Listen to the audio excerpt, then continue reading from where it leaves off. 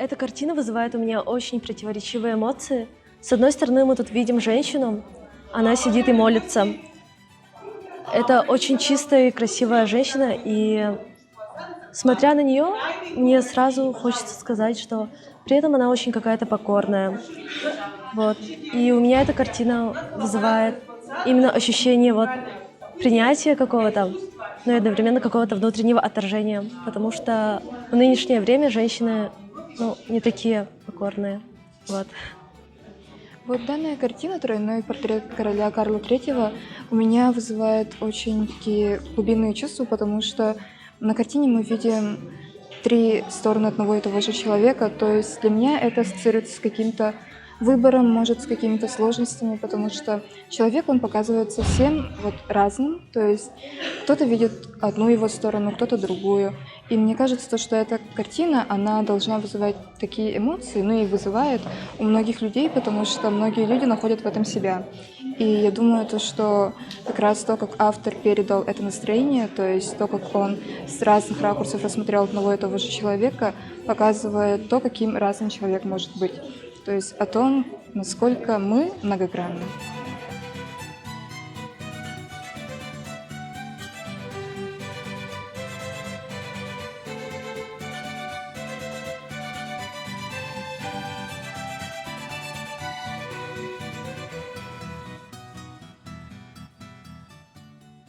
Привлекло божество из древнеримской мифологии.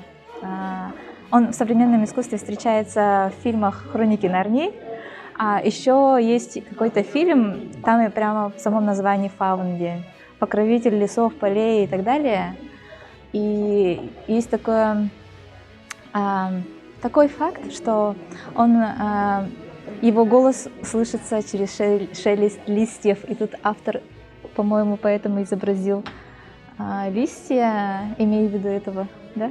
Как будто бы, не знаю, но неизвестный мастер, это 19 век, Франция, но там уже, наверное, была эта история. Ну, интересно. Смотрите, ухмылка. Как будто тохкурдук. Но это не злое существо на самом деле. Рога и копыта козлиные появились позже, как будто бы. Урукко чөйшелери кинер хайдақ балларынан бәйлерин тоқпар күфкерек үстүлеринен жахахып урухитулар эте. Онна билинги жоннору курдук араханайдан кергете олбатақ кинер хайдақ балларынан. Например, истәқтер эте урукко греческой богинялар барда. Кинерге эти хаңана олата будан байдар, будан тоқтар денете. Тоқтяққа хэби статустары үрдүктен. Олиһен бу манна богинялары инни көрдөрбүттер. Вот. Меня очень сильно зацепила эта картина «Смерть генерала Шарля Пешегрю», потому что мне нравятся вот такие объемные большие картины со своими историями, у которых есть своя история, своя культура. Вот, например, данная картина. Мне эта картина очень понравилась, так как она рассказывает о Святой Цицилии, то, что она выбрала, живя в Древнем Риме, то есть она исповедала христианство.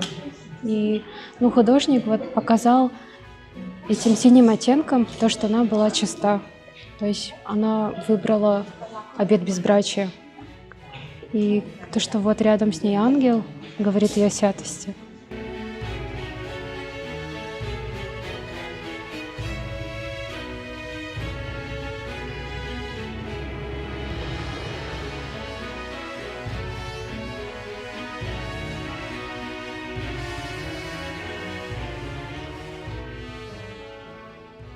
Бұл қартының тауылып, тоға дейетер, бұл Голландия нұрғыдауыттырды. Оны қайдары маннық, бәйін бұл анымен Голландия қайдыуды.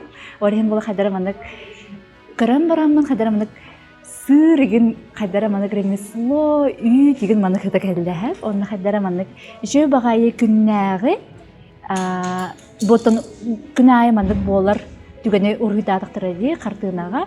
Оны қайдары маннық, қылас бағайы қауғын кәлер, қайдары Оскулан, хайдара, үчөбай.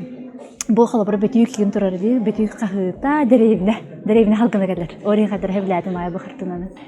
Я сегодня выбрала это произведение, наверное, потому что ну, вот сегодняшнее мое состояние очень соответствует духу этого произведения, этой картины. Вроде бы яркие краски, вроде бы плодородие, но все равно ощущается легкая грусть. И я не знаю, вот каким образом художник мог так вот передать эмоции.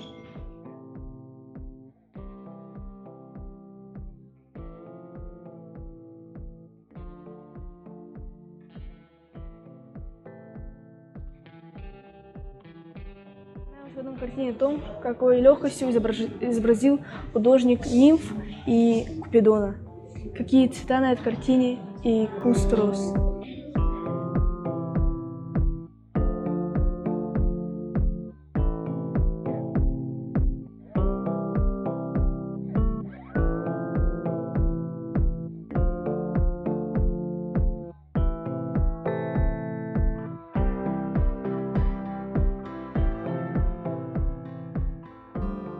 Меня очень удивила работа из бивня слона, резьба объемная.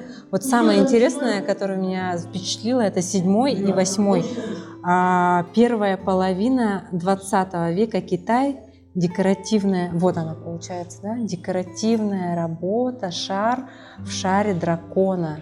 Очень тонкая работа, похожая на наши работы, на резьбу из бивня мамонта, да? Это очень похоже, да, вот бивень слона и бивень мамонта получается 100% похоже, но у нас такого в сокровищнице нет, и меня очень сразу заинтересовало. Очень тонкая работа, получается тут драконы, а там лотос, то есть цветы и дракон, два разных вида, и очень притягивает, как это выполнено, очень тонко. Косторезы очень постарались. Даже наши косторезы нас мог бы удивиться и впечатлиться тонкой работой. Автор неизвестен, к сожалению, да, 19 век.